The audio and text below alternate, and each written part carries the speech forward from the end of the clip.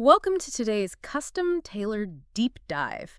If you're someone who loves gaining knowledge quickly and you really want to avoid information overload, you are in exactly the right place. Absolutely. Because today we're taking a microscopic look at something almost universally dreaded.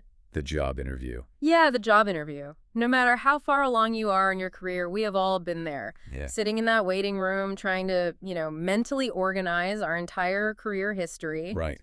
It's nerve-wracking. But today, we're extracting the ultimate strategic game plan for passing on the very first attempt. And we're using excerpts from a guide titled Mastering the Top 15 High-Scoring Interview Answers. And, the context behind the author of this source material is really what makes the strategy so compelling. Yeah, tell us about that.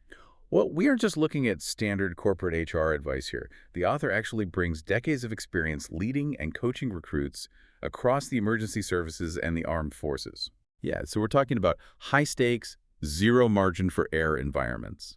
And actually, I think a great lens to view this through today is applying it to something like an A320 pilot's job interview.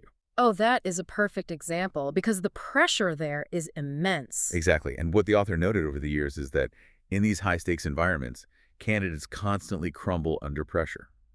Not because they lack technical skills or flight hours in the pilot example, but simply because they lack a cohesive strategy. They just walk in hoping to navigate a casual conversation. Right, and they get entirely derailed. Okay, let's unpack this. We're not just looking at a list of questions today. We are looking at a psychological blueprint to prove your value. So let's jump straight into phase one, the first impression. The dreaded opening question. Tell me about yourself. Now, the source has a very strict rule for this. Keep it under 60 seconds. Which is incredibly difficult for most people. I mean, if you're an experienced professional or an A320 pilot with thousands of hours, your instinct is to give a 10-minute chronological roadmap. But you can't. It's a fast-paced test of your communication skills. You have to pitch yourself as fast-working, adaptable, and a ready-made role model. Right, because if you ramble, you fail the very first hidden test. Exactly. And that brevity leaves oxygen in the room for the next major hurdle, which is usually, why do you want this job? Yeah, that one always feels like a trap. What's fascinating here is the source points out a sobering statistic.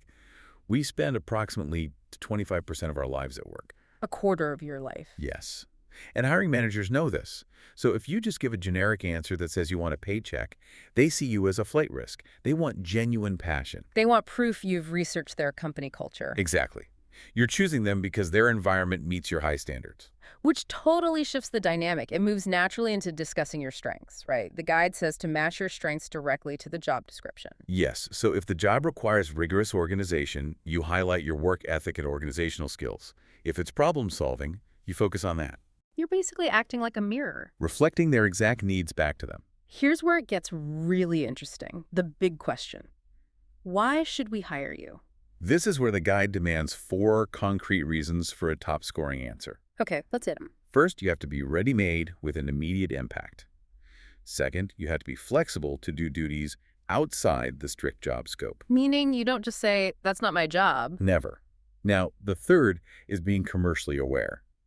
You actually need to articulate that you understand the employer needs a return on your salary. The return on investment. Yes. And the fourth is being cost-conscious. You actively look to save company resources to increase profits. Now that is fascinating.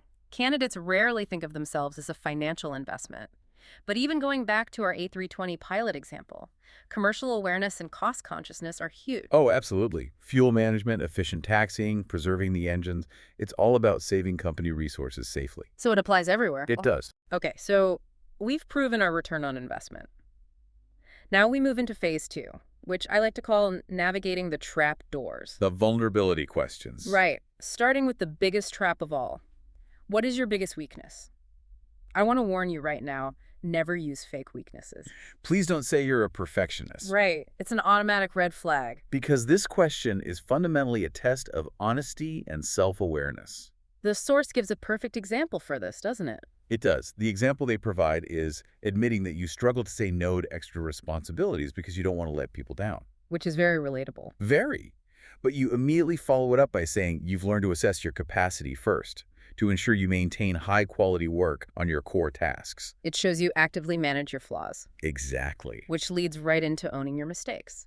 Question 9 in the guide. Tell me about a time you made a mistake. This is all about extreme accountability. The source shares a very specific anecdote here. It suggests talking about a time you failed a training course exam. Due to overconfidence. Right, lack of prep. And think about how well that maps to an A320 simulator check or a type rating exam. The stakes are so high. And you can't blame the instructor or the simulation? No. The guide says you apologize truthfully, you retake the exam to score 100%, and the lesson learned is that you now prepare fully for absolutely everything. It demonstrates that you don't hide your failures. You own them, correct them, and ensure they never happen again. Extreme accountability. I love that. Now, there's one more trapdoor in Phase 2. Question 11. Why do you want to leave your current job? The psychology here is critical.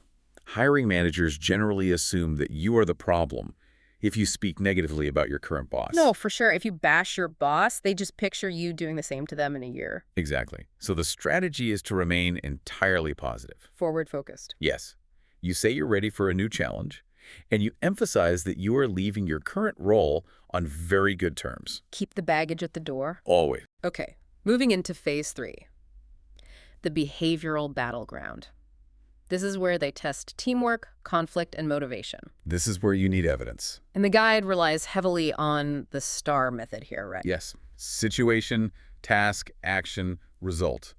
Especially for questions like, describe a time you worked as part of a team. The source uses a detailed product launch example for this. Let's break that down. Sure. So the situation and task are that your team needs a marketing strategy for a new product. And the action phase is where it gets clever. Right, because you suggested online marketing, but your teammates suggested influencers and loyalty discounts. And instead of fighting them, you collaborated. You collaborated on an agreed, combined strategy, and the result was achieving the company's best ever sales. It proves you can check your ego at the door. And honestly, whether that's a corporate product launch or managing crew resource management in a cockpit. Listening to your first officer. Exactly. It's the exact same psychology, but of course, it's not always smooth sailing. Which brings us to question 6.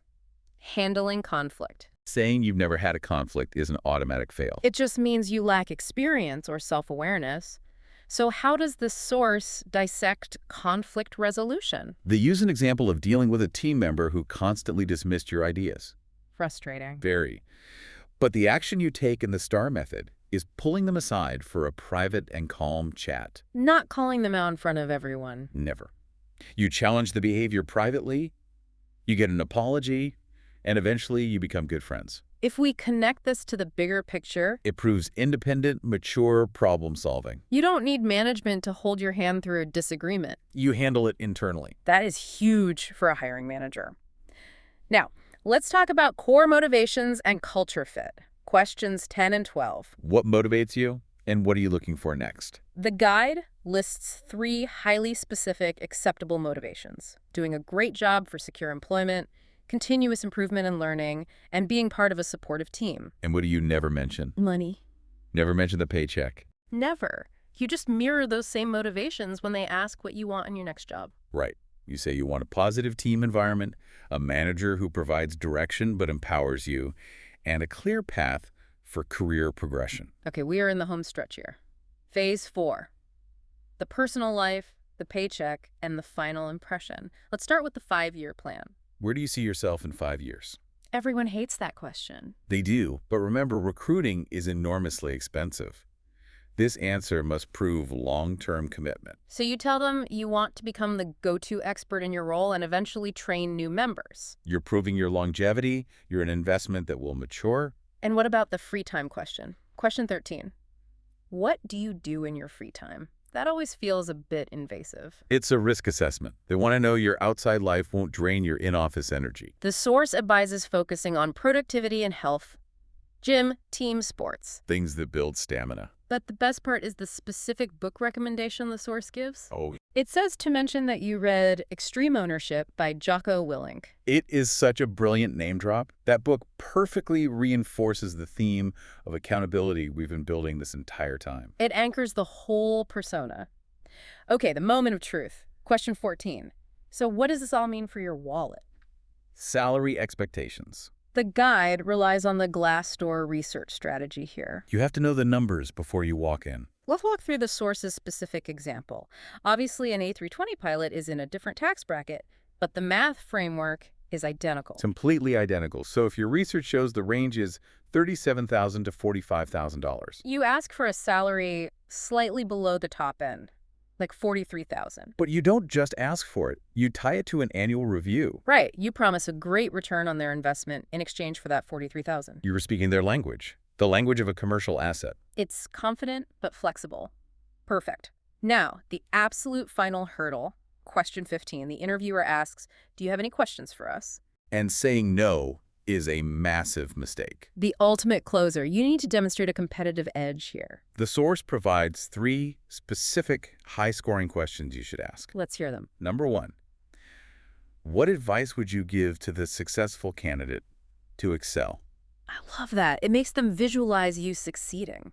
Number 2, can you tell me more about the team and their responsibilities? Proving you care about the ecosystem, not just yourself.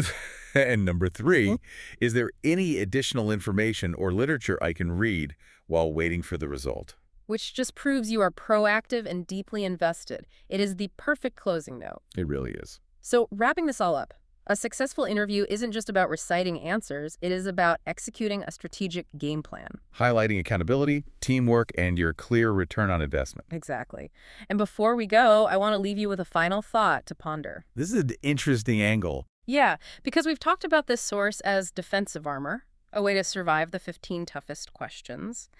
But if you truly internalize this mindset of extreme ownership, Viewing yourself as a commercial investment. right, how might that fundamentally shift your confidence? It changes everything. Could mastering these structured responses completely alter your mental state? It shifts the power dynamics so much that you subconsciously end up interviewing the company. To see if they are worthy of your ROI. Exactly. You're evaluating them. It's a total paradigm shift. It really is. Well, thank you for joining us on this custom deep dive. Before your next big opportunity, whether it's the flight deck or the boardroom, practice that 60-second intro aloud until it's muscle memory. Own your value and go dictate the terms of your next interview.